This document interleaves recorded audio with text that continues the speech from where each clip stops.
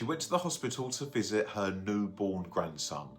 She took a hat pin, she shoved it through the soft spot of his skull, and she killed him instantly. In the quiet, floral patterned living rooms of the mid-20th century South, there lived a woman who looked exactly like the person you'd go to for a fresh batch of cookies or a warm embrace.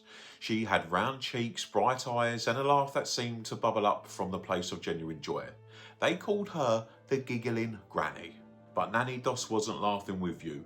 She was laughing at the ease with which life could be extinguished by a well-placed pinch of white powder. For over 30 years, Nancy Hazel, later known as Nannie Doss, orchestrated a silent massacre within her own family. Her weapon wasn't a knife or a gun, it was the home life expected of her. She used the very substance of life, coffee, prunes and moonshine, to deliver death. Her first victims, if the evidence is to be believed, were her own blood. In 1927, 2 of her daughters died suddenly. The cause? Food poisoning. In reality, Nannie was already testing the limits of her cruelty.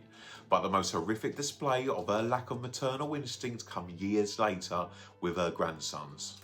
Nannie's daughter Malvina was lying in a hospital bed, exhausted and groggy from ether after a difficult labour. Through the haze of medication, she looked up and saw her mum, Nannie, standing over the newborn. She saw Nannie slide a long, thin hat pin deep into the soft spot of the infant's skull.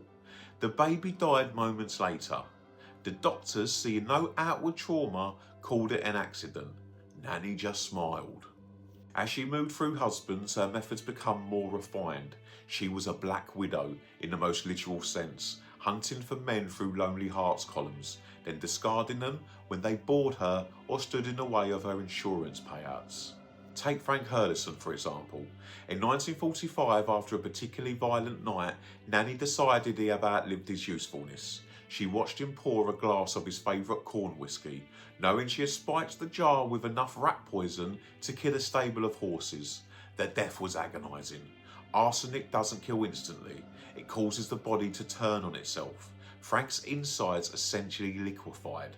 He suffered through hours of projectile vomiting, burning abdominal cramps, and a thirst that no amount of water could quench.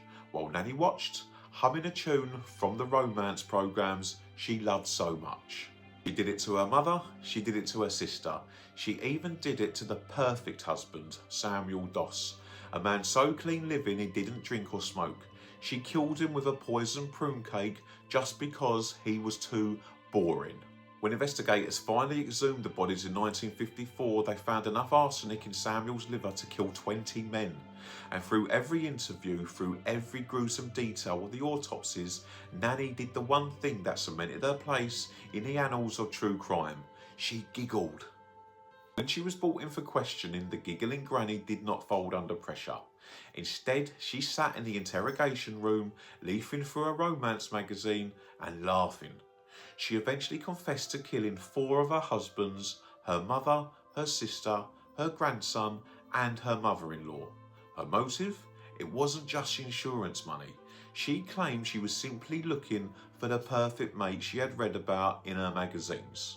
And when her husband didn't measure up, she simply eliminated the problem. Nannie Doss was sent to the Oklahoma State Penitentiary in McAllister. She spent 10 years behind bars, never losing her signature, eerie cheerfulness. Her streak of bad luck finally caught up with her own body on June 2nd, 1965, when she died of leukemia in a prison hospital ward at the age of 59.